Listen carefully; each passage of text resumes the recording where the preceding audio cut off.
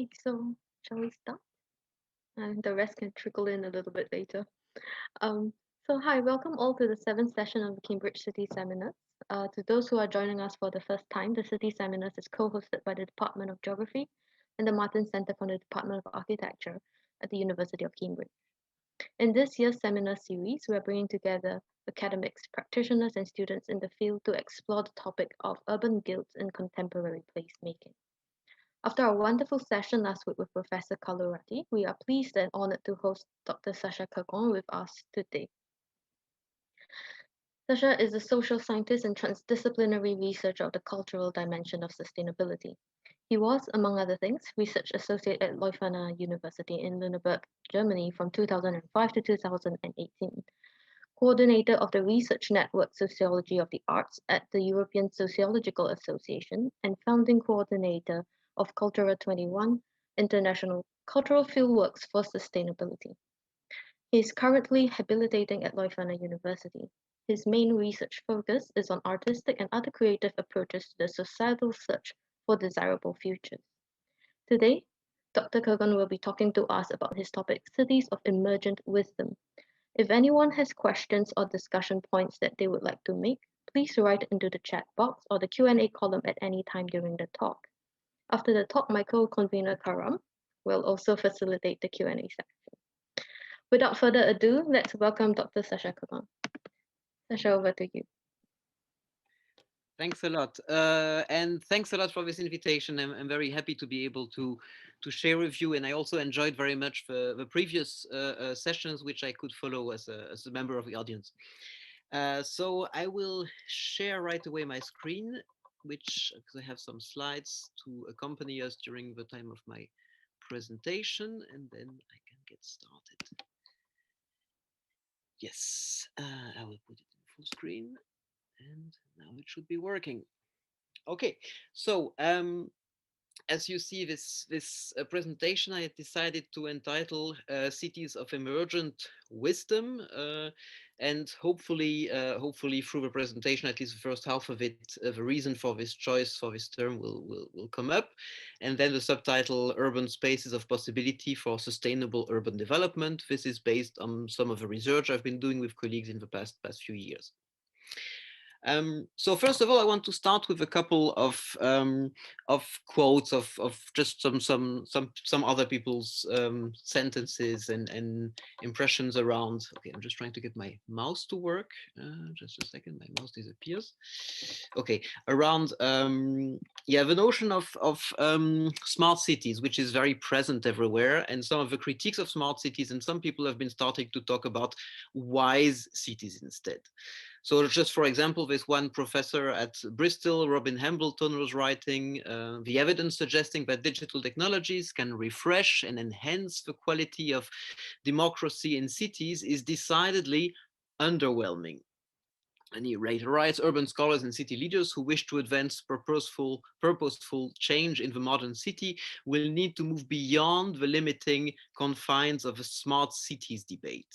And then a bit later in the same text, the judgments exercised by civic leaders, not technological advances in and of themselves, are the key drivers of progressive change and urban government improvement. Then if we move on to, okay, this is not working. Yeah, now, if we move on to another author, Ayuna Datta, who's blogging also about smart cities in India, who is a lecturer at University of Leeds, she writes, there's a strong technophile lobby which believes that smart cities will produce smart citizens. And a bit later, they will be citizens insofar as they can be useful in aiding data capture and a silent capitalization of their privacy.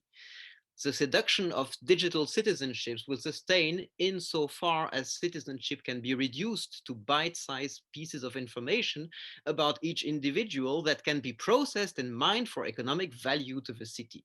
This is the technotopia of digital citizenship, a make-believe world where everyone is deemed to be equal on account of their access to digital space. That's another point of view, and also 2015. And then just 1 year later, you can see, for example, this guy, Josep Coll, at the Barcelona Center for International Affairs, writing, who actually was also developing a network, which was not a network of smart cities, but wise cities in that case, uh, um, proposing those guiding principles of a wise city. And he writes that these guiding principles of a wise city are the universal values or virtues relating to justice, democracy, care of a natural environment, kindness, compassion, and excellence. Indeed, one of the big challenges for this century's urban planners and managers will be to design an urban model that is human centered and takes into account each city's idiosyncrasy and cultural trajectory in order to avoid a one size fits all approach. So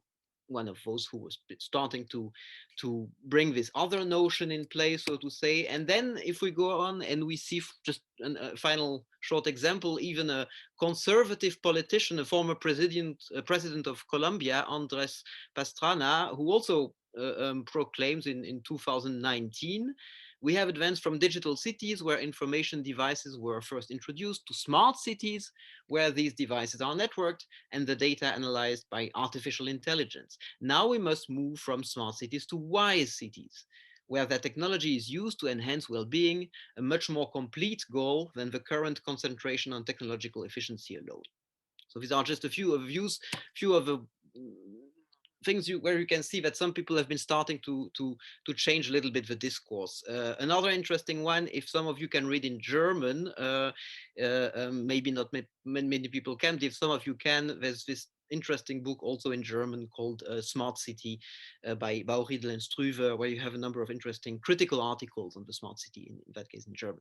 So smart cities or wise cities, actually, I will propose today to talk about cities of emergent wisdom, not just about wise cities. And hopefully this will become clear.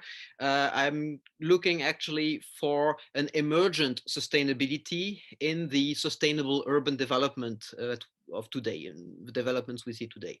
So in order to clarify this a little bit, I need to start by explaining a little bit about the approaches to sustainability, and first of all, a procedural approach to sustainability before I move on to the city. So there's one model which is kind of helpful to see the current discourses and approaches to sustainability, which was developed by someone called Tadeusz Miller, or at least he wrote a lot about it a decade ago, where you see a universalist, a procedural, and ambiguous approach to sustainability. The universalist one is the kind of approach to sustainability that you find very much, for example, at the UN, or that you find a lot with the Sustainable Development Goals, the SDGs. It's an understanding where there's a number of, let's say, minimum and universally agreeable standards or basic goals which all of humanity strives for, which different societies across the world strive for, which different cities across the world strive for. This is a kind of universalist approach.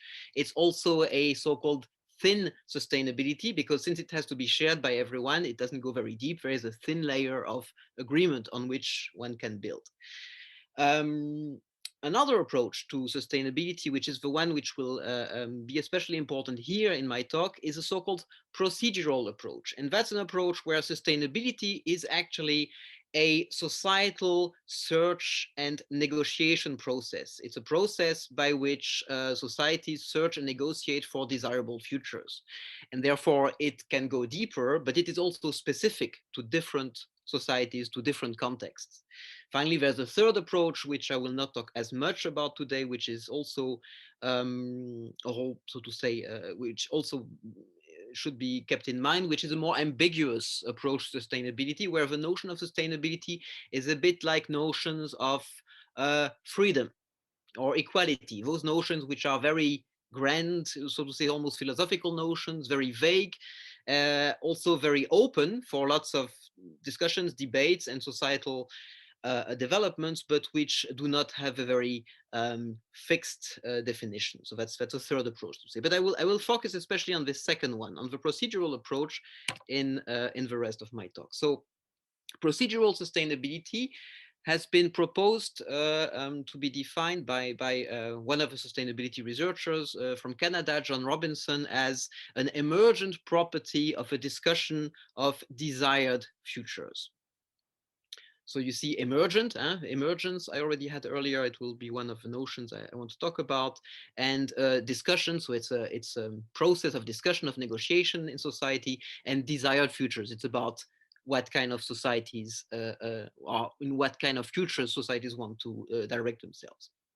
This procedural approach has a lot to do with uncertainty, with working with uncertainty, with accepting that nobody knows the exact story of sustainability and nobody knows the full story of sustainability. It's a story which needs to be collectively co-created in a societal process. So it has to do with complexity and it has to do with inherent unpredictability. Another important aspect in this procedural approach is the sharing of partial views, since nobody knows the whole story. Of Very important is a kind of candid transdisciplinarity. A candid transdisciplinarity is an approach to dialogue across all forms of knowledge, which is informed by the best understandings that people have, that different professionals and scholars and citizens have, of trades-off, of consequences, of choices, of different courses of action, but which is still very open and very candid in the exchange. And finally, an important feature is to focus on desires and on imagination, to see sustainability as desirability, to see the ethical questions, to see the normative inputs, to understand that problems are normative, but not to focus, so to say, only on the notion that sustainability would be, or sustainable development would be especially about information deficit. It rather is about imagination or the lack thereof.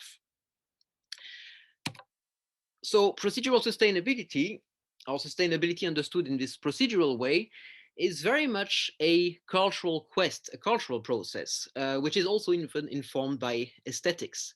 For example, John Robinson, back in 2015, in a talk he gave at a conference I helped organize in Helsinki, he was saying that sustainability is then a way to conjure and to evaluate deeper ontological and epistemological questions, such as what is the world, how do we know it, and what can we do to change it. So very, very broad questions. One example where was done in a very concrete empirical way was actually the social sculpture work, the artwork, one could say, that was organized in 2009, or since 2009, by Shelley Sachs. Shelley Sachs is actually also a professor. She's a director of a so-called social sculpture research unit at Oxford Brookes University. So not the big Oxford, like your big Cambridge, but the Oxford Brookes, which is nearby, also in the city of Oxford. And so Sachs has been developing a number of formats. One of them, called Ort des Treffens, was in the city of Hanover, which is one city I researched a lot recently, and where, well, there was a format of dialogue, of exchange, where the participants could actually ask those kinds of questions, of procedural questions of sustainability. And the main questions there were very, very open, actually, and were, as I write in the slides there, what am I doing on Earth? And what does it mean to be? What does it mean to me to be in the world? So very, very open questions, which then she developed formats for people to engage on in an open and non-limited way. So, as I was just saying, procedural sustainability is, I believe, and a number of people also think, informed by aesthetics. So that's why I want to mention a few things about that. In my previous research, I was especially arguing, advocating for the idea that sustainability is about an aesthetics of complexity, about a sensibility to complexity. And here it is really an understanding of complexity, which is about qualitative complexity. So not just the kind of complexity of complex adaptive systems, which you find in cybernetic science for many decades, but a complexity which is about the, so to say, the notion of harmony and contradictions. there's very good actually metaphor, an image that Edgar Morin was proposing to shortly explain what this notion of complexity is about. He was using the metaphor of a musical ear, which I'm just having on this slide. So the idea is the systems, he called it the system sensibility, but nowadays one would say the sensibility to complexity, will be like that of a musical ear, which perceives the competitions, the symbioses, the interferences, and overlaps of themes in one same symphonic stream, where the brutal mind will only recognize one single theme surrounded by noise. So this sensibility has very much to do with seeing, so to say, meta patterns of relation, understanding how relations of competition, for example, are always related at the same time to relations of complementarity, to a wider unity, and also to relations of conflict and antagonism, and how those different relations link to each other.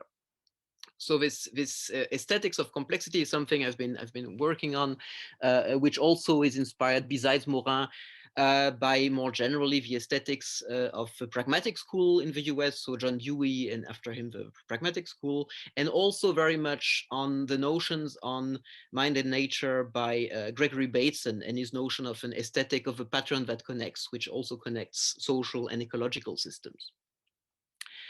I won't go into details into that now because I want to focus more on the city and urban development. But one very interesting case of a development of this aesthetics of complexity can be found in the practice of so-called ecological artists.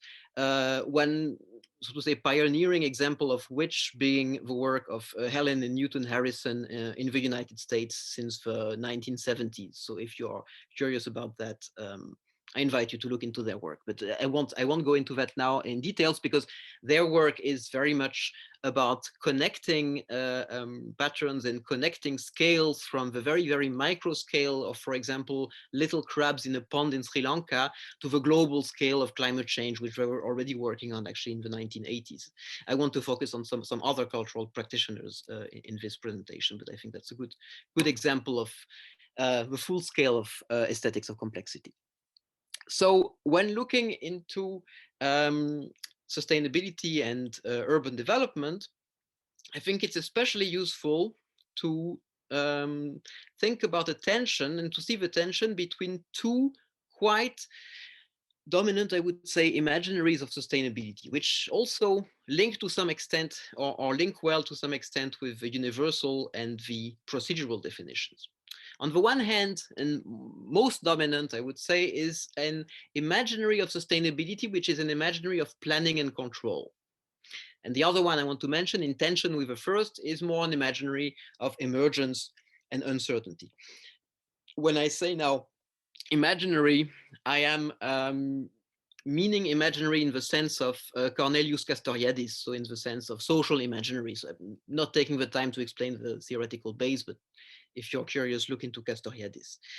So in the imaginary of planning and control, sustainable development is something like an engineered or even regimented roadmap to a better future, which is quite clear and visible. Whereas in an imaginary of emergence and uncertainty, sustainability is more something like a generative journey of discovery of desirable futures, which are not, so to say, known in advance, but we are discovering along the way. In an imaginary of planning and control, one speaks of resilience as a process of resistance and reconfiguration. A perfect example of understanding resilience is in this way is the ways in which the US military has been using the term resilience. Really strategic, and one could really say really military metaphors. From the other extreme, in an imaginary of emergence and uncertainty, resilience is much more understood as something like a process of gracefully letting go and exploring, a much more graceful process, much less strategic. In an imaginary of planning and control, things have clear boundaries, there's clear borders, whereas in an imaginary of emergence, of uncertainty, things are very blurry. Boundaries and borders are very blurry too. Um, In an imaginary of planning and control, even the way of thinking is different between the two. I mean, in the imaginary of planning and control, concepts are also clear and have to be kept clear. And there is what I call a cisdisciplinarity. I won't go into that today because that's more epistemological discussion, but a kind of very strong orientation to disciplinary knowledge, which I call cisdisciplinarity, not just disciplinarity. Whereas in an imaginary of emergence and uncertainty, you're approaching this qualitative complexity I mentioned earlier in a transdisciplinary way. And instead of concepts, you have kind of meshes or messes of meta concepts. I mean, you have also this English anthropologist Tim Ingold, who talks about meshworks in an interesting way. And finally, in an imaginary of planning and control, well, here you really have space for the thriving of a notion of smart cities, which are nourished by big data, by algorithms. Whereas I believe that in the imaginary of emergence and uncertainty, you can find the roots for an idea of cities of emergent wisdom, which I will, which I'm exploring today in my talk with you, or what some other people have called wise cities, which have a lot to do with participation, participatory processes, and also with what I will introduce today, which is spaces of possibilities. So sorry, I need to, once again, my mouse is hidden, but I need to somehow, that's really a problem. Just a second, I need to do something with my computer. Great, because I need to move the little video so I can see my own slides. Otherwise, I don't see them. Yes, so in an imaginary of, no, now I'm back. This is really annoying. Why is this not? Just a second. Okay. I just have a problem with the mouse and the screen at the same time. I will get back to full screen in a second. So in an imaginary of planning and control, one sees manageable complexity. So what I would call a complexity which is choreographed. If we take the metaphor of dance, it's like a well-organized choreography, a cybernetic choreography. And if there is a fear, it would be a fear of unpredictability, a fear of the more qualitative dimensions of complexity. Whereas in an imaginary of uncertainty, if we take the metaphor of dance, it's more like an improvised dance, and a dance with uncertainty, which is a kind of very improvised dance. And if there is a fear, it's more a fear of oppressive norms, one would say. So this brings actually to two really clearly different, once again, a tension at the two extremes of two different orientations for action, which I would call a clear or versus a queer, a more queer orientation. In the clear orientation, which is part of this imaginary of trying to achieve this imaginary of sustainability as an imaginary of planning and control, you set clear narratives, you fix clear values, you impose set goals, which are then based on universalist sustainability because that works better. You try to learn based on clear problems, you aim for actionable solutions, you then apply discrete tools that you find from best practice. Most of the time, your best practice is completely detached from cultural emergent context. Actually, you ignore the emergent context because best practice is valid anywhere. With some, I don't know, architectural office or others who just apply their solutions from one end to the other. Well, sorry, I'm caricaturing a bit, but just to show the two extremes. You have a close-ended testing of your strategies. And that's what I will come to in a minute. It also relates to something in the way people cooperate, which Richard Sennett actually was talking about, the dialectic versus the dialogical process of cooperation.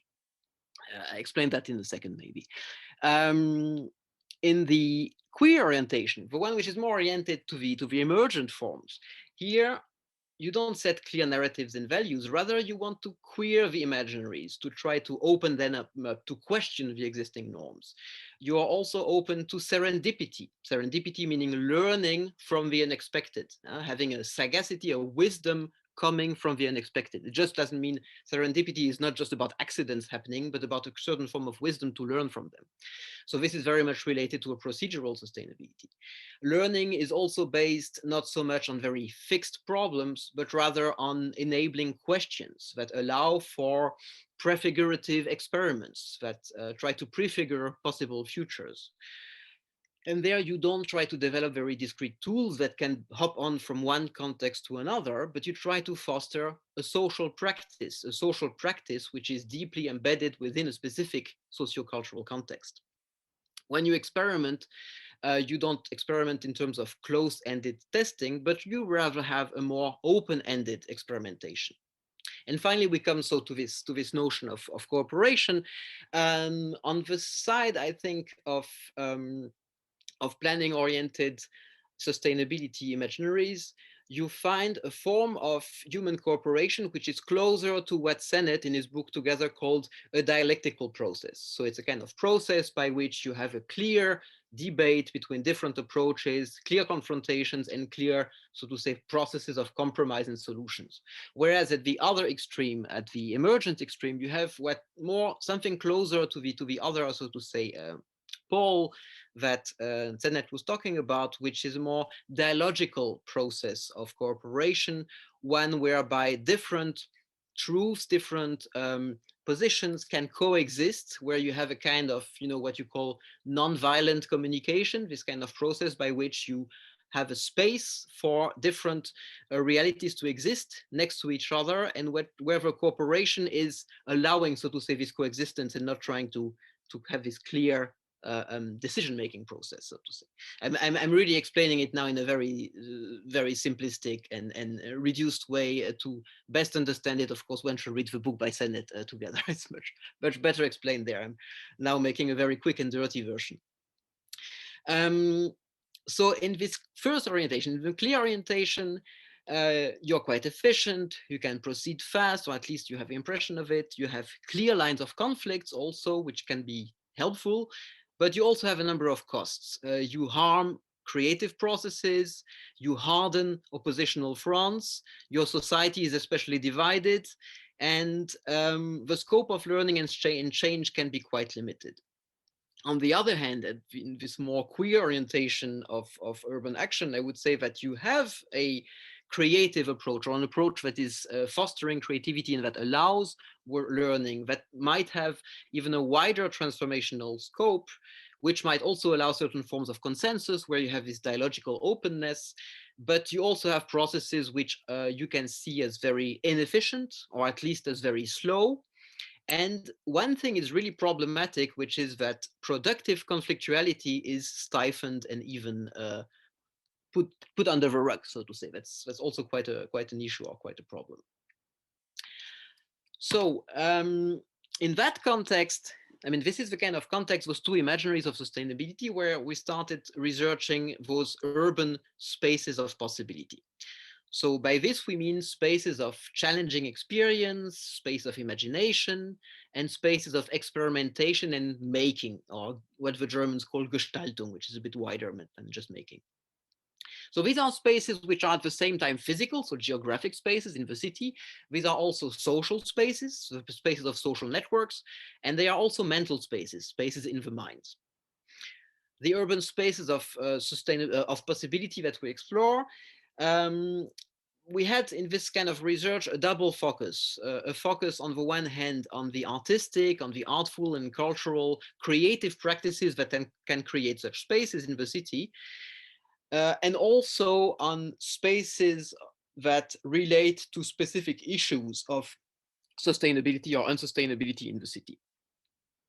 So when we look into those spaces, we especially are interested not so much, or not only, in spaces which are just about awareness raising about specific issues, or just spaces of protest against specific problems, but rather spaces which are and initiatives which are producing space in the sense of Henri Lefebvre, production of space, like producing something interesting in the space, and also are there spaces of emergence at several levels, an ecological or socio-ecological emergence, a cultural emergence also in a political space, and an emergence that has a lot to do with this qualitative complexity I mentioned earlier.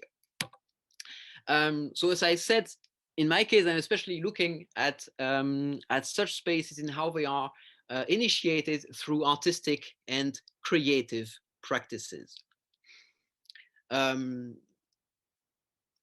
looking at how artistic inquiry and intervention can ground such spaces. There's a number of qualities of artistic processes which are interesting, which would once again require here a lot of time to discuss in details. But in short, my colleague Hans Dieleman had been many years ago proposing notions of detachment, detaching from routines, enchantment. I mean, re-enchanted the disenchanted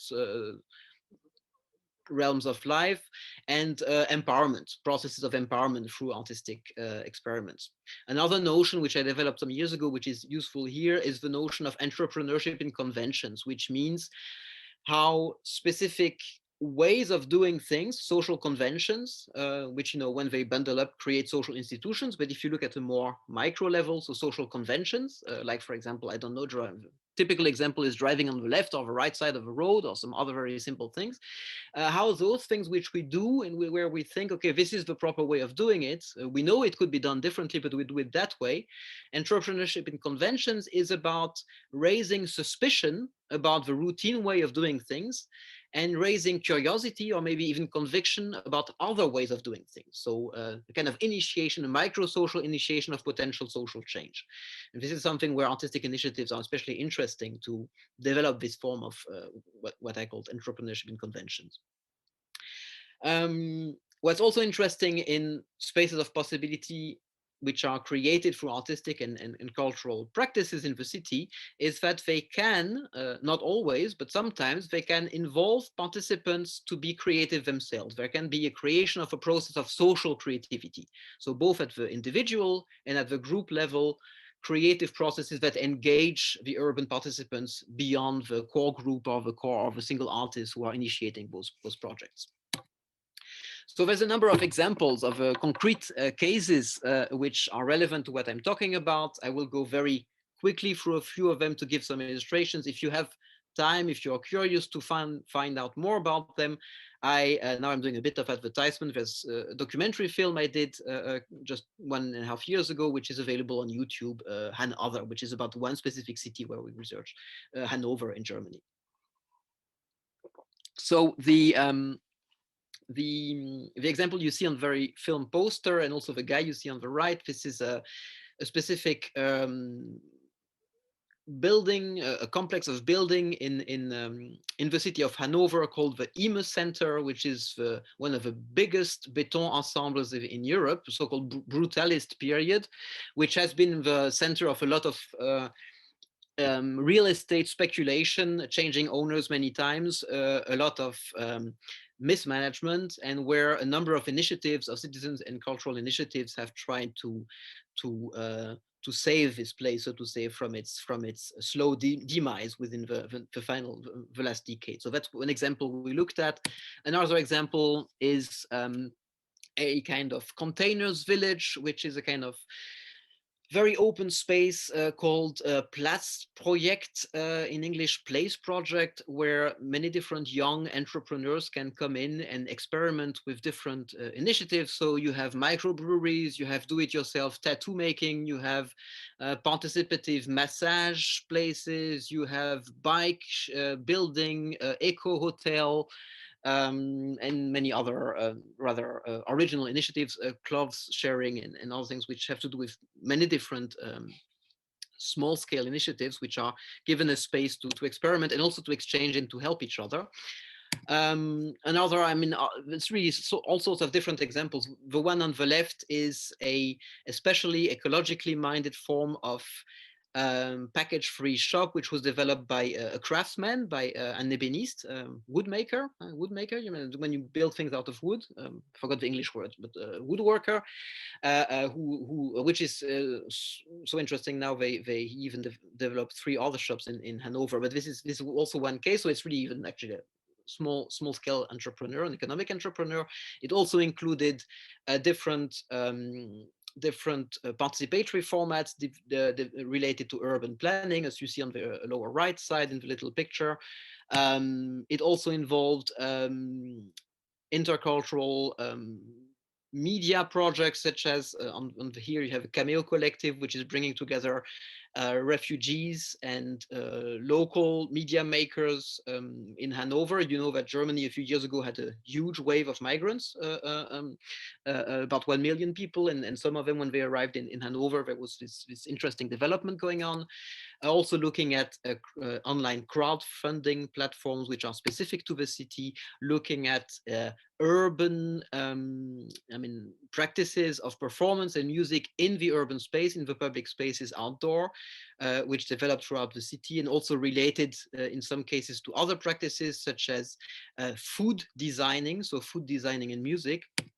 Looking at other performance practices which have to do with urban interventions, such as in this case, this was it's a group called, in English, it would be the Wondrous Action Alliance of Aunt Sidewalk, which is an intervention group in the city, addressing different issues. And networks also, such as in this case, a Culture of Change network, which is bringing together cultural and sustainability oriented actors in different kind of formats in the open space that are bringing together actually a great diversity of people in a kind of festival format. So it brings together things like urban gardening, things like free Wi-Fi, things like graffiti, things like prototyping of maker culture related new designs or clothing, fashion. It has to do with do-it-yourself energy production and many other, a whole number of different themes which are put together, which are often also working together with the urban gardeners of a transition town network in the specific city. This is all happening in Hanover, right? It's one case I'm choosing. I've been focusing most on for the past few years. One example here is this Wandergarten, which means a kind of garden on wheels, which organizes different events across the city and then invests specific places like the Imaginaries, which I mentioned earlier.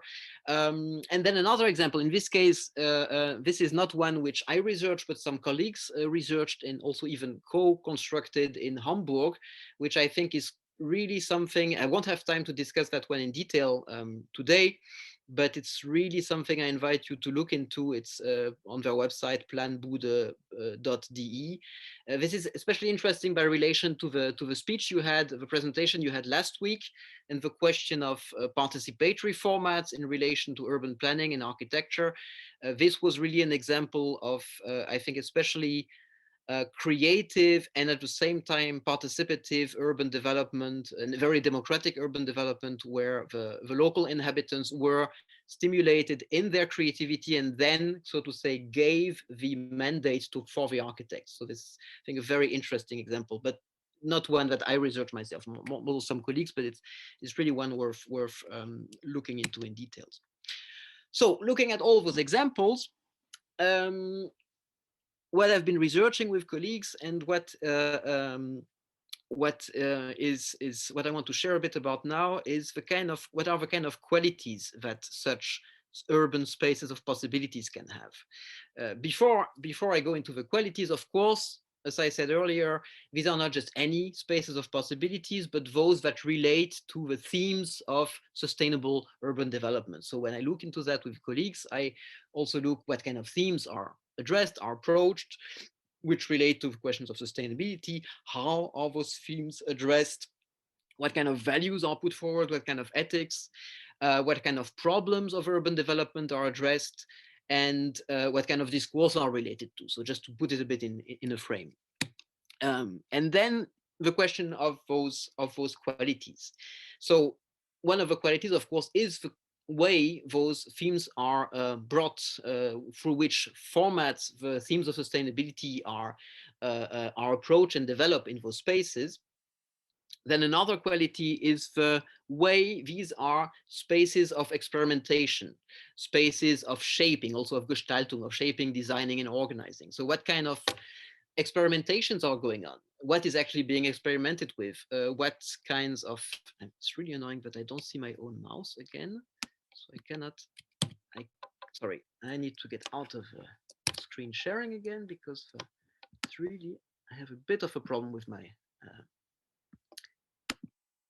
with my Mac right now. So, um, yeah, so the forms of experimentation also has to do with the question, what kind of, I mean, is there some kind of prefigurative action which is going on, the prefigurative experimenting of potential future states which are desirable?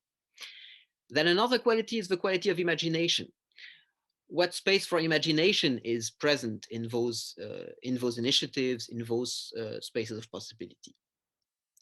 Are these very developed imaginations? Are these very emergent imaginations which are barely taking shape? Are these maybe about very clear real utopias? Eric Olin Wright wrote about in terms of real utopias already for many years. So specific visionary goals which are being went for in those specific initiatives, etc., etc. Another aspect is the aspect of indeterminacy. Actually, this is something that the architect William Lim in Singapore has been very much advocating for and pointing forward in urban spaces, the importance of spaces of indeterminacy. And here we also looked into that. So we were wondering which kind of possibilities there are for chaotic, for fragmented, for self-generated development, for things which are not pre-planned, not developed according to pre-existing plans, and not obeying a consistent order, and also leaving a space for serendipity, as I mentioned earlier. Another quality which is quite important is the quality of heterotopia or heterotopy and heterochrony. This is a notion in this case that comes more from Michel Foucault, and which has to do with spaces that are which are offering different qualities of experience, different experience of space and different experience of time, which are outside, so to say, of the integrated experience of normal society, so to say. And once again, I'm really simplifying it in a few words. So real existing spaces with characteristics of spatial diversity, which are clearly distinguished from the immediate, from the distant surroundings, which are in a way safe spaces, protected spaces which allow to have these experimental formats to develop, because you need some kind of safe space in order to do those experiments. So how far are those spaces relatively or temporarily closed off from the rest of the city and offer a kind of protection and safety? And how are they different from their surroundings?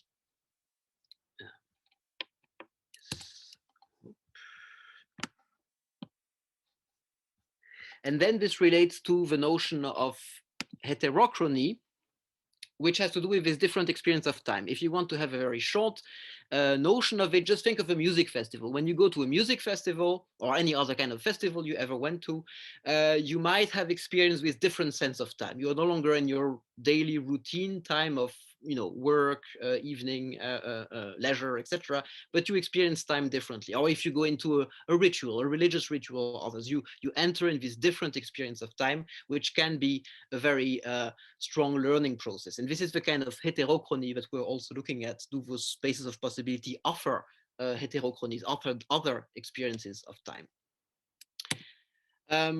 This also has to do with different qualities of urbanity, qualities of placemaking. So how those initiatives develop, for example, activities that enrich places with new symbolic layers of meaning. It also has to do with qualities of networking, of transversal networking. So not just with kind of safe spaces that I mentioned earlier, where you have a safe space where you can experiment, but at the same time you open up to the rest of the city and to other initiatives. So what kind of transversal networks it is, what kind of openings happen? Because if you only close off, well, you can have a wonderful, I don't know, eco-village or commune, but you're completely closed off from the rest of the urban development. So it's this kind of tension between the heterotopia that I mentioned earlier and the transversal networking. That's something that we looked at. Another aspect, as I mentioned earlier, is the entrepreneurship in conventions. So how existing routines, existing social conventions are reflected, are unfrozen, are challenged, and then played with. You play on the rules and with the rules rather than only playing inside the rules. We also looked especially in how those things are grounded in artistic inquiry. What kind of artistic qualities do they have?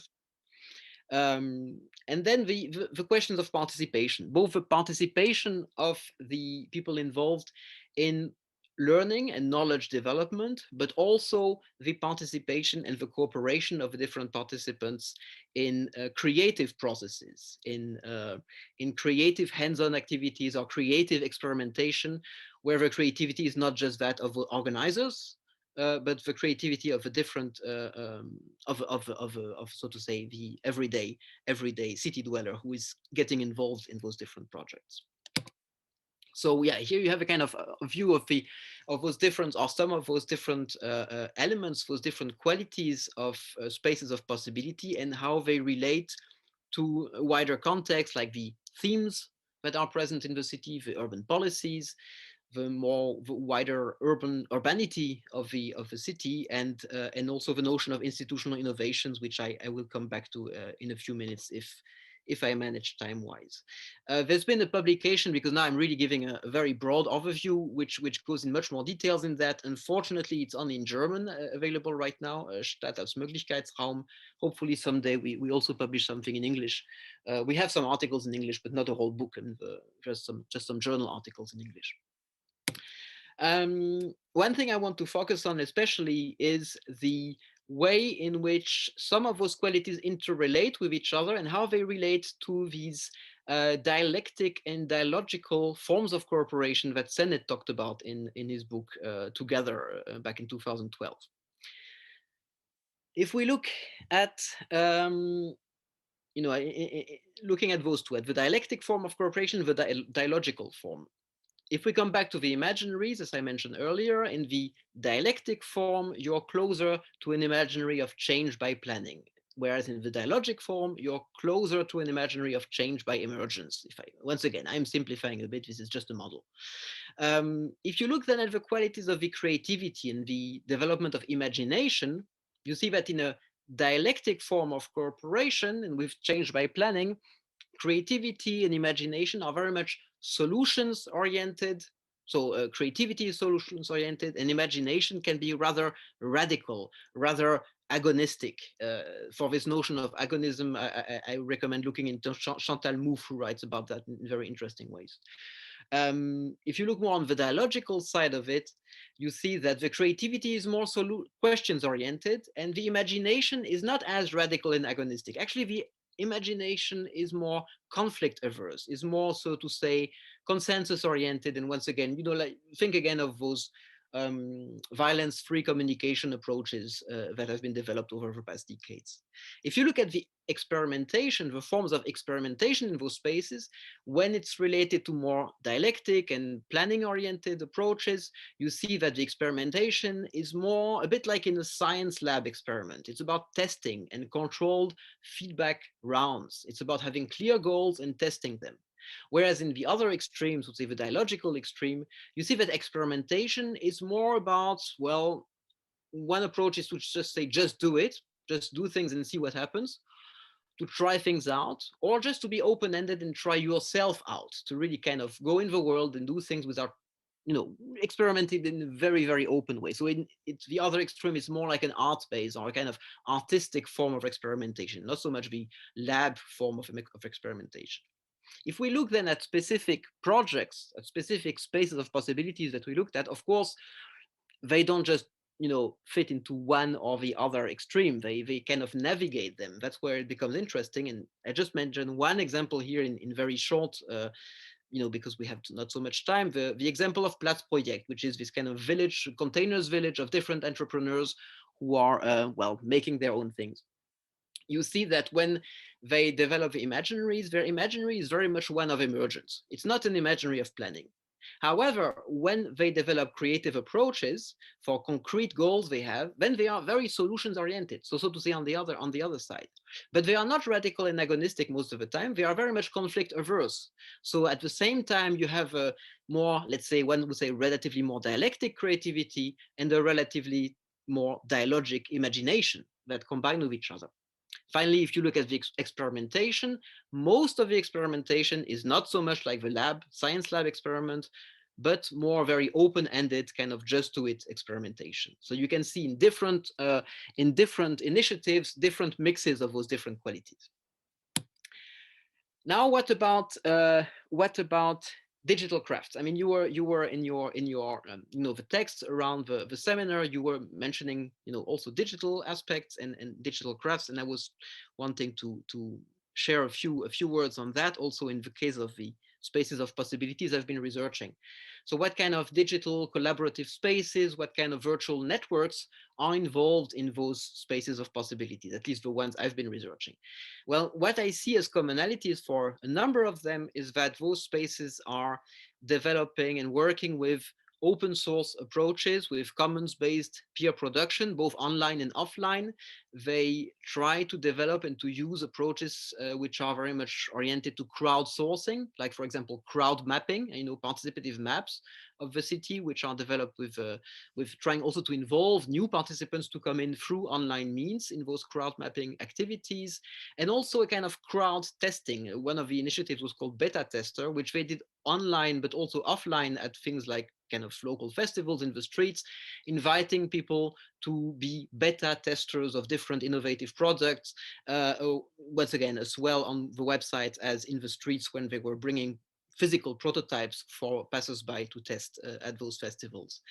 This is also related to trying to develop models of crowdfunding, which at least in that case were not only done on the big crowdfunding platform, which maybe everybody knows, but also developing their own regional and city wide, like in this case Hanover Machen was a name, city specific crowdfunding platforms, and then developing a number of formats which were, I would say, idiosyncratic, but based on this kind of philosophy. One of them I could mention is the one you see on the picture.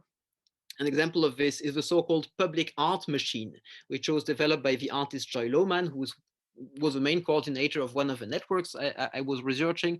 And in this specific case, the idea was that the internet would be used, the kind of crowd approach would be used in order to curate the in order to make the curatorial decisions about a public art, about the art that would be exhibited in a specific little kind of micro gallery in the middle of the biggest commercial street of the city, which is Kropke Uhr, which is a clock, a public clock in which you have a space for one artwork, and trying to use this online format in order to share the curating, because this artist was supposed to curate it, and then he opened the curating in this kind of crowd sourced approach. These initiatives, at least in this city, were very much connected to also a citywide network trying to develop alternative Wi-Fi, so this kind of alternative map and mesh of access to the internet, and very much connected to a more global notion, which is this notion or movement. I don't know how far it's a movement, but this notion of maker culture, for example, organizing maker fairs in the city, and developing or collaborating with different fab labs and maker spaces. What was especially interesting, I found in those cases, at least in those cities I've been researching in Germany, was that the approaches and the ways of using the digital crafts were more translocal, like very much based about the local issues, about the specific cities they were in, and in connection to specific other activists and professionals in other cities, not so much about a big global network. So the online networking was always very much rooted in the local projects and in the local spaces of possibilities.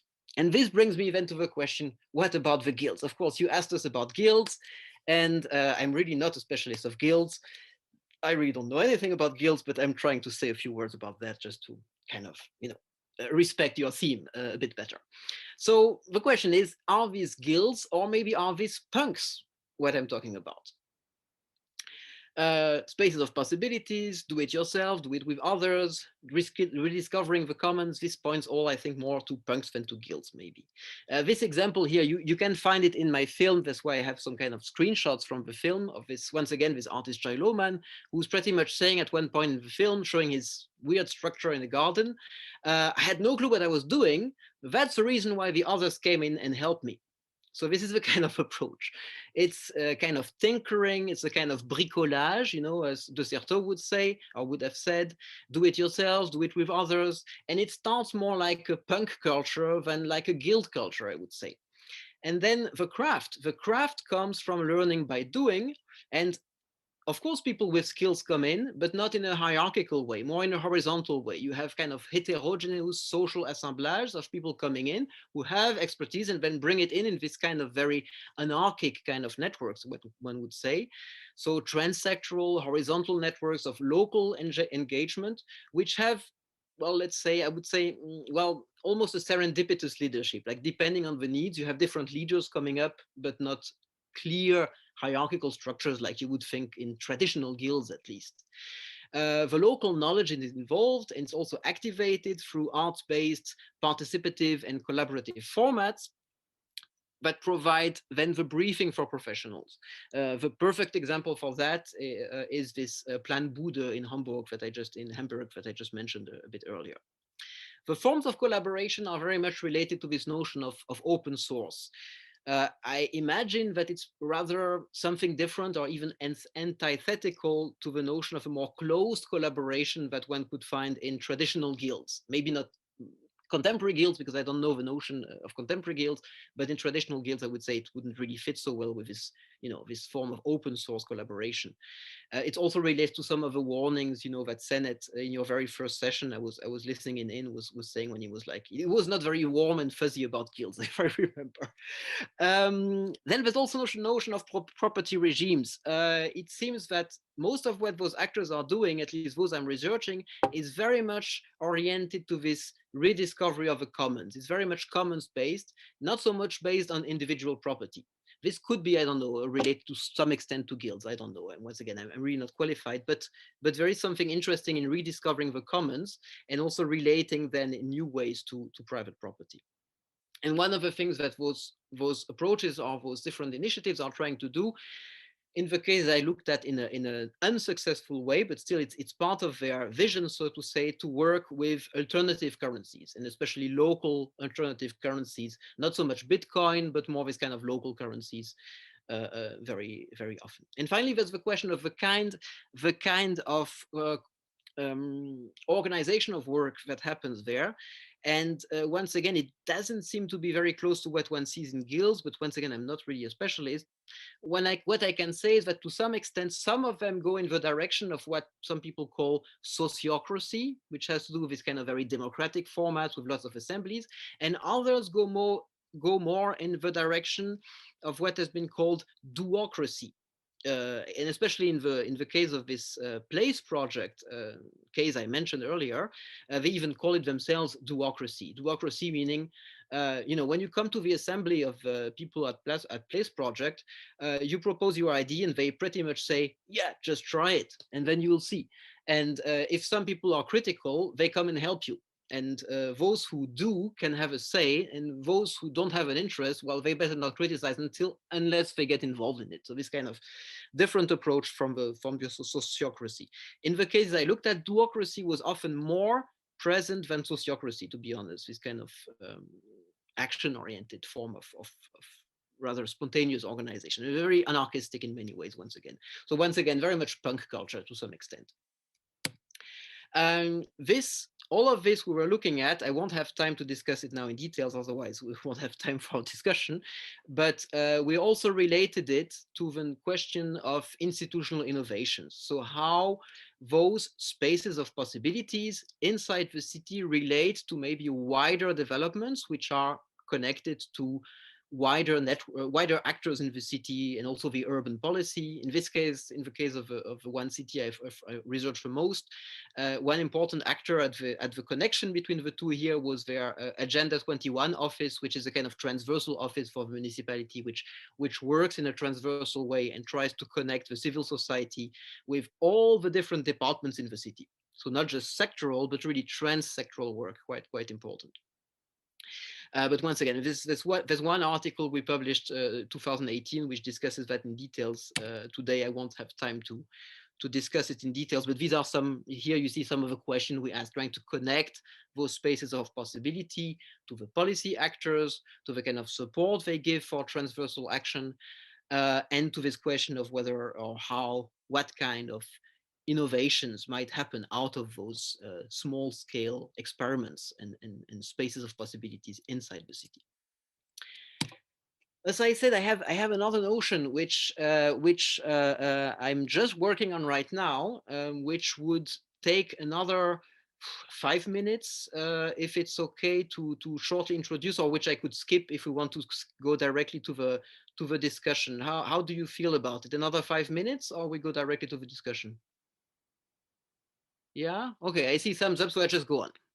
Okay. Just take a sip of water, and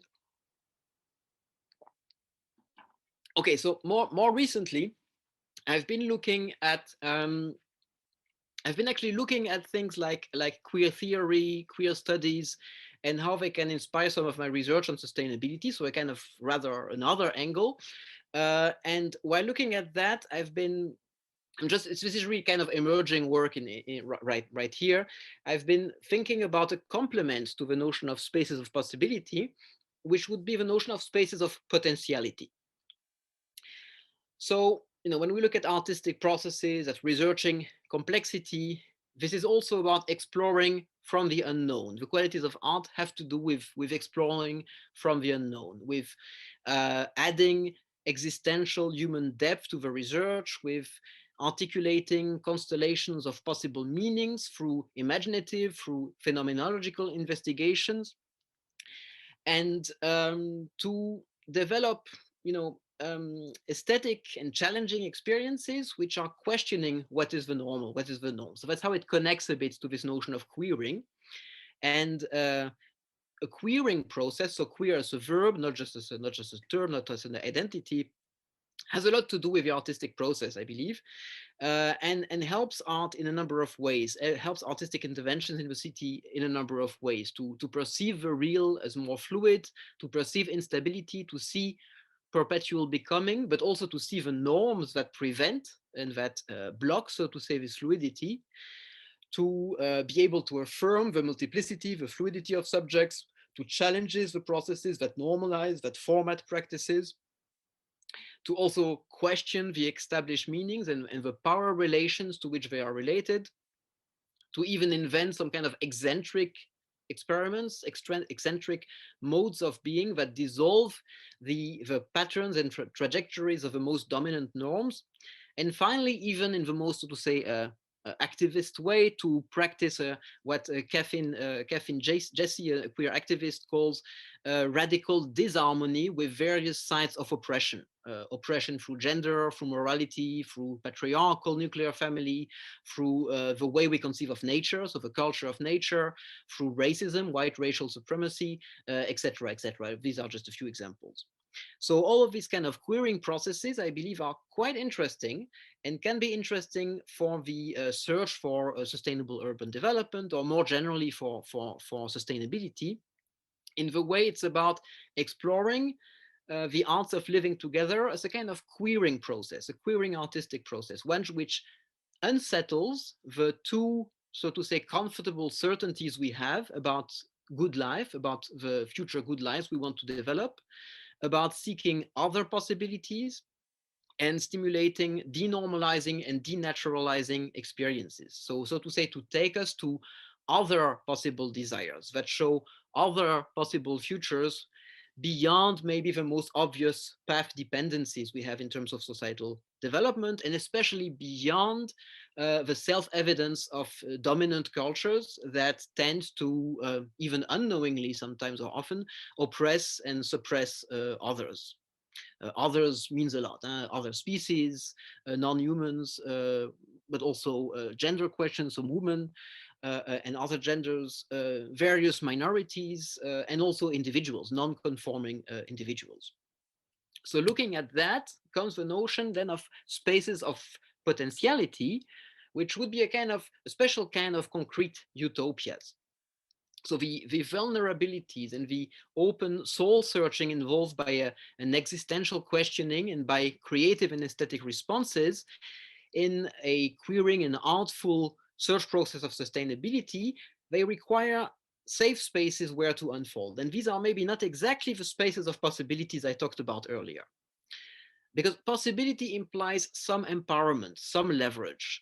Potentiality, however, exists even in the most disempowered and marginalized situations. Possibility is about an option that begs space to unfold, working towards potential futures. A possibility is an experience that asked to be acted with. Potentiality is about the invocation of an option that emerges from a horizon of existence. So here I'm quoting or looking at also Giorgio Agamben, who talks about possibility as the presence of an absence. So this is something that invites action, but also non-action, that invites engagements, but also withdrawals. And here, especially a queer potentiality this means a kind of queer dawning of experience, something that one of those queer theorists I'm looking into called Jose Esteban Munoz, he talks about not quite conscious. So something which asks to be sensed, to be imagined, and that enables an anticipatory desire for other futures, but things which are not present since they are, suppressed in the existing culture. So if I would summarize it shortly, on the one hand, the spaces of possibility, they facilitate challenging experiences, imagination, and experimentation that open up future-oriented questions and perspectives in situations of uncertainty. They do this through on-the-ground imaginative, experimental, and creative processes. They are spaces of prefigurative practice where partakers rehearse possible futures.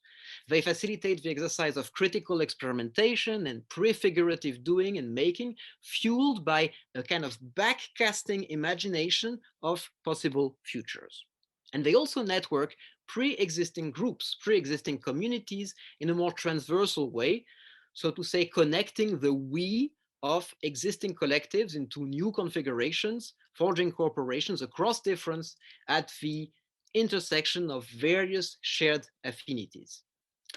Spaces of potentiality, however, sorry, are in complement. I just need to again put this somewhere else so it works. Yeah, spaces of potentiality, they indicate a different, a more ephemeral and a more subtle safe space where ephemeral performances allow the dawning of unidentified or even amorphous experience. Unlike, I'm quoting Munoz here, unlike a possibility, a thing that simply might happen, a potentiality is a certain mode of non-being that is eminent, a thing that is present, but not actually existing in the present tense. They facilitate the exercise of critical imagination and transformative gestures and performances which are fueled by concrete utopias and nourished by strange ephemeras coming from the past. And finally, they sketch the silhouettes of potential collectives in emergent lines of encounters at temporary site. Here, a new we emerges in response to what the identities of collectives of collectives of um, collectives of race, collectives of a nation, of gender, sexuality, class, religion, speciesism, etc., where those identities have and the we that those identities have obfuscated. So this is what Munoz would call a we, which is not yet conscious. That's why one needs to look into potentiality rather than just possibility. So this last bit that I just present shortly here is really more an ongoing reflection. It's not yet an empirical research. It's really more at the theoretical level now. I'm trying to look at this, and all the research I mentioned earlier, the empirical social scientific research, was about this other earlier notion of spaces of possibility. Yeah, so that's why now that I could also mention the last one, I would change slightly my subtitle. It was actually a talk about cities of emergent wisdom and about urban spaces of possibility and potentiality for sustainable urban development. And since she's a very inspiring scholar, I just added a little picture. All the pictures I used are stolen, so please don't call the copyright holders. This is just a photo of Donna Haraway looking into the future, I guess, or maybe when she's talking about the Cthulhu scene in one of her most inspiring recent books. Thanks a lot for your attention. I look forward to the questions and discussion, and I'm sorry for the slightly longish presentation. Thank you very much, Sasha, for such a wonderful and really rich presentation. You've definitely left us with lots of threads to follow after this this seminar, and it's really interesting to see how kind of your session, like your seminar, complements Carlo Ratti's seminars in many ways, where in a way they complete each other. Where we looked at some things similarly and other things differently. And we also want to thank you for touching on all three sub themes of our city seminar, which is first seeing spaces as spaces of cultural clusters and then spaces for vernacular creativity. And then we talked about hypergulls. So we appreciate you touching on all three sub themes. Uh, so if anyone has question, please post them in the chat or the Q&A column, and let's jump right into it because we don't have a lot of time. So I'll start with the first question. Thank you for your lecture, Dr. Kagan. Just curious, to what extent does the idea of space of experimentation apply to disaster-prone cities that have been knocked down too many times by uncertainties, thereby starving for controlled, organized actions in post-disaster scenarios? Example: coastal cities or cities of volcanoes. What places do such already vulnerable and bettered cities have in experimentation? Mhm. Well, I don't have an answer to that. I mean, it's a really good question. And when I hear that, I think, of course, immediately of Haiti, for example. I'm sorry, why I think of just one that comes to mind immediately, which is definitely a kind of situation I'm not. Since I'm trying to do empirical research, I wouldn't dare to give an answer to that. Um, all I can say is that in situations where there are a lot of uncertainties, where also plan-based, state-based response are failing. I mean, there's obviously institutional failure to a large extent. The informal answers from the informal parts of society often are rich and very very capable. But once again, I mean, I'm just thinking now of specific cases in Indian cities from colleagues I know in India who've telling me about certain examples where the informal approaches can be especially rich. Um, but it's not a direct proper answer to the question, or they say it doesn't it's not a good enough answer for definitely for that question. So once again, I'm sorry, I don't have a specific answer to that, but I definitely do appreciate this question, and maybe some other scholars who are more knowledgeable about those cases would be much better able to give proper answers to that. Thank you. Uh, the floor is also open to my co-conveners if they have any question. But I have a question about the something I find really interesting when we talk about serendipity, and then when we talk about smart cities. And I appreciate how you talked about this notion, but I was just wondering, does the notion of smart cities, not wise cities, or is kind of suppressive to something like serendipity or something like that? Is it kind of oppressive to such notion, or not? Do you see it as? Well, I tend to see it critically. Indeed, I tend to see it as oppressive in two ways: in the way it is thought, and also in the way it is practiced. Even though some people have come to me and told me my smart city is not like that. I mean, I've heard that a number of times, and more participative formats that do include smart cities approaches. You have, of course, lots of hybrids.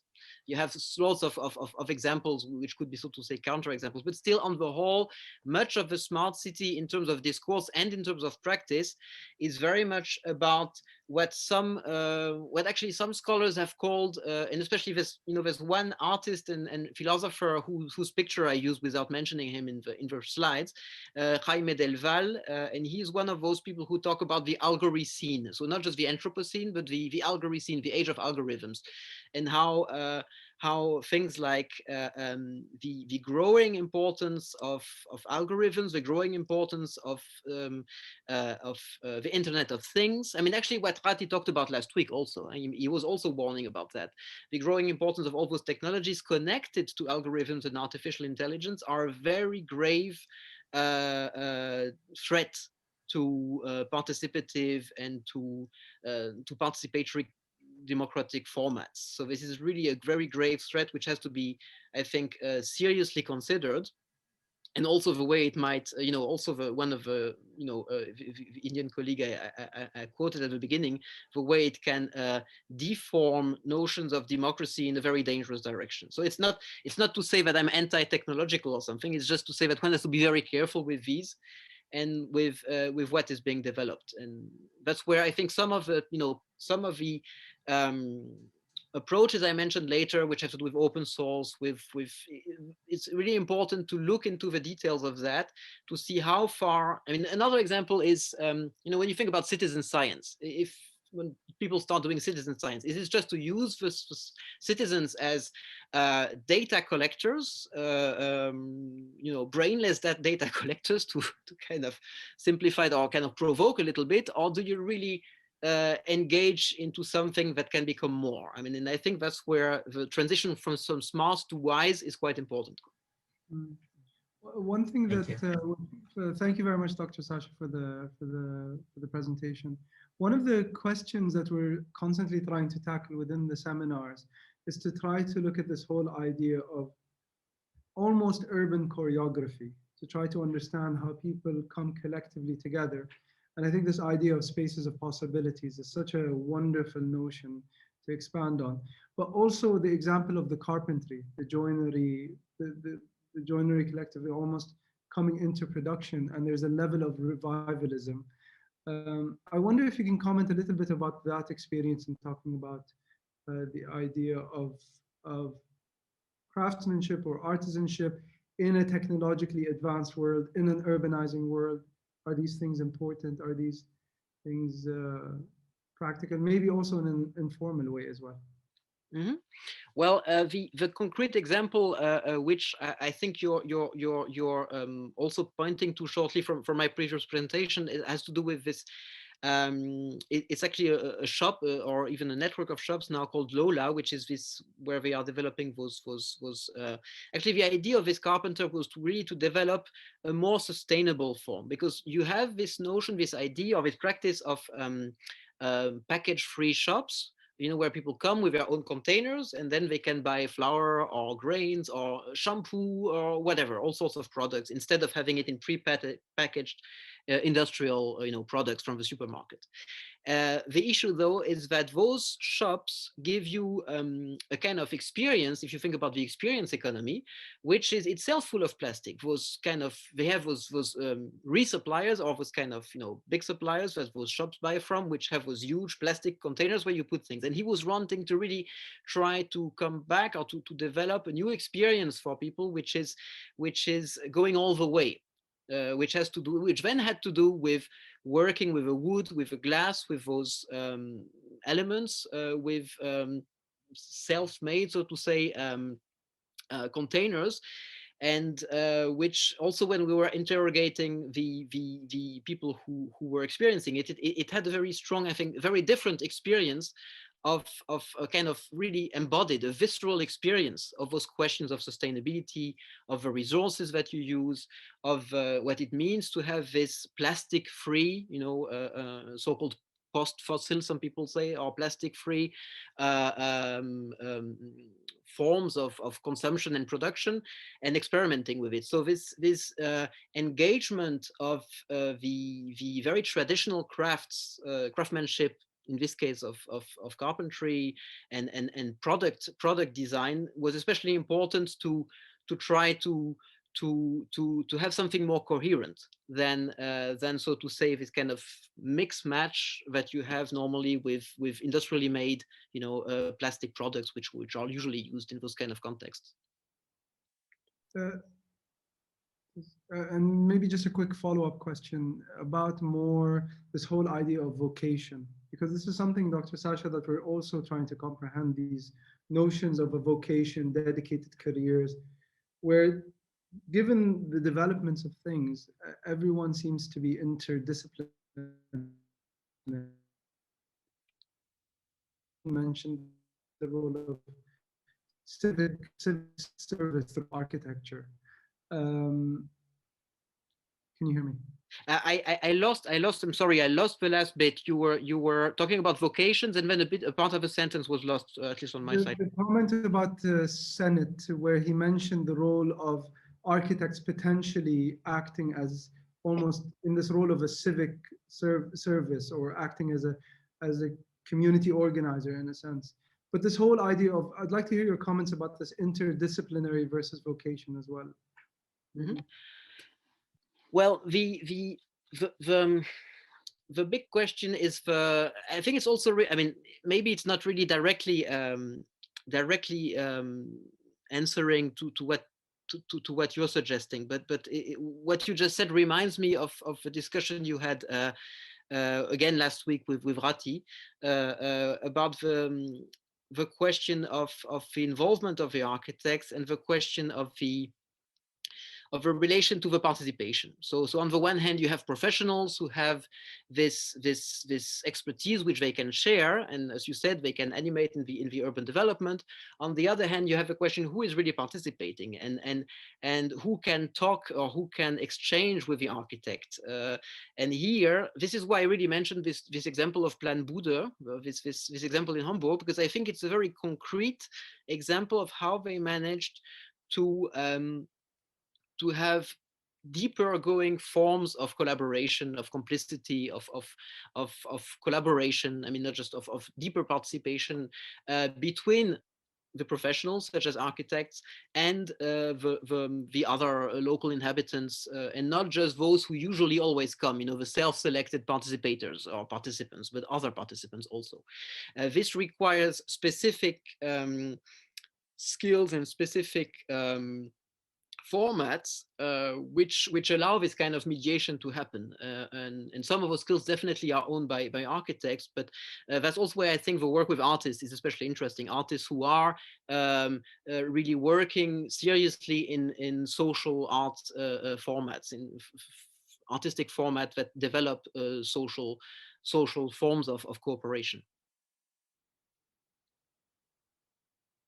So once again, I mean, I'm just talking about in a very vague way now, kind of very general. But if you want a concrete example, I once again think this the way they have been managing to do it in Hamburg with this Plan Bude case was interesting. The interesting thing, though, is that this specific example was not. I mean, it was so exciting. One could think, oh, why don't they do it more often? One of the reasons they didn't follow this form of urban planning in further projects in Hamburg was that it was very expensive.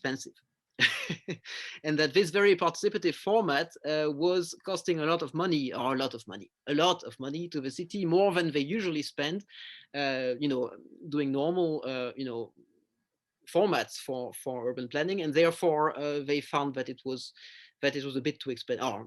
But it was too expensive. So I think that was a money question. But apart from that, the format was really promising.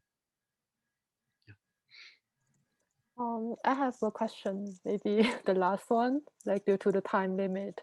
I feel your talk, I'm really interested in your talk about these creative placemakings around the city. And I feel this gave me a sense of active engagement to the nearby scale that Professor Biaoxiang speak about. Maybe I think both in the scale of place and nearby, and also the methodology of engaging with the creative groups in the city. So do you have any comments on that? Thanks a lot for raising this specific point. I also, when listening to his talk, I also felt some connections with this notion of the nearby. which is interesting because it's you know, it's about the local, but it's especially about those border zones. I mean, Sennett also talks about, you know, the borders between different communities in some of his work on the cities. So yes, very much. I mean, looking at the specific people, the specific projects, you know, the spaces of possibilities that we looked at, there was often, not always, but there was often an intention to really reach what one could call the scale of a nearby, to reach across the gates. We also talked about gated communities in his example at the beginning, at least a couple of weeks ago, and there is an intention to do it. To some extent, it can work. To some extent, it works when public space is engaged, when some of the creative and art space formats are developed, like, you know, in this clock I mentioned, or some forms of festivals. And to some extent, it also fails. To some extent, either it does not reach out beyond specific districts, beyond specific neighborhoods. And actually, to be honest, much of the initiatives we looked at were very much active and productive in one part of a city, in one neighborhood, which happens to be the most creative neighborhood already, which happens to be the most sustainability interested, also a bit leftist neighborhood, experimental neighborhood. And in other neighborhoods, it had very little impact.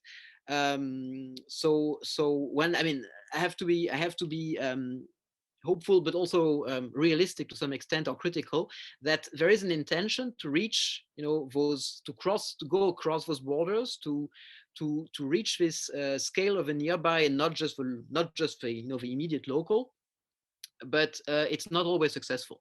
And it's a really big effort, and the initiators, the people who try to engage with this, need to constantly push themselves in order to do it, and often they also lack the budget in order to do it in a continuous way.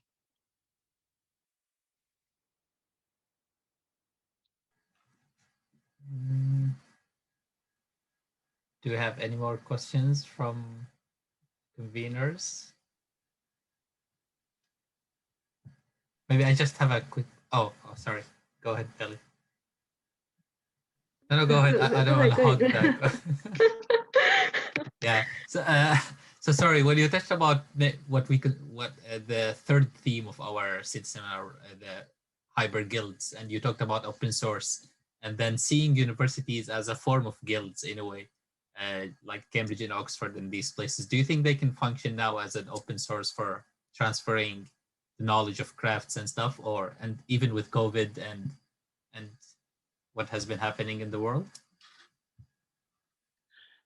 Well, I remember from the talks you had earlier that some of the scholars who are engaged in this were talking about examples, you know, from the MIT and other places where this happened, or purportedly happened, as they describe.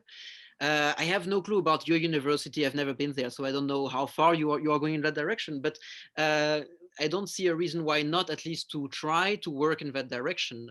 There's a lot of but there's, of course, it's not always that simple. I mean, the so-called open access. If we look about publication, what we do in terms of publication in academia, the so-called open access publication model is interesting, but it's also in some ways another way to develop a big business, or even predatory publishing big business. So it's not really, you know, the word open doesn't really mean that it happens in a way that is transdisciplinarily opening to the rest of society. I think it also relates to changing the practices. That's why, for example, within the universities where I work, I'm often trying to promote arts-based format, or arts-based research format. It's also why I did, among other things, with my colleagues, a documentary film, and trying to go beyond the traditional ways of doing research and communicating our research that we have in academia, in order to engage in a creative transdisciplinarity with other actors. I also see a lot of colleagues who are engaged in transdisciplinary formats, but very much this kind of planning-based, solution-oriented, very technical approaches, which can be very useful for concrete solutions, but which don't kind of open up the space of emergence. So there's a kind of challenge, I think, also for academics to engage in those more open and arts-based formats, which is easy for people who come from the arts and humanities, but a bit more difficult for those who come from other disciplines, I would say.